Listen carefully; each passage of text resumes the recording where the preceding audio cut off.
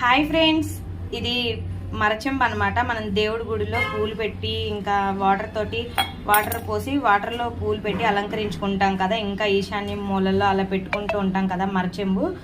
ఆ చెంబు అనమాట ఇది. మేమైతే దేవుడి గుడిలో ఉపయోగిస్తూ ఉంటాము, అదే దేవుడి పూజ రూమ్లో ఉపయోగిస్తూ ఉంటాము. ఇంకా ఇక్కడ ఈ చెంబు అయితే మొత్తం కూడా నల్లగా అయిపోయింది, అంటే కలర్ షేడ్ అయిపోయింది బాగా.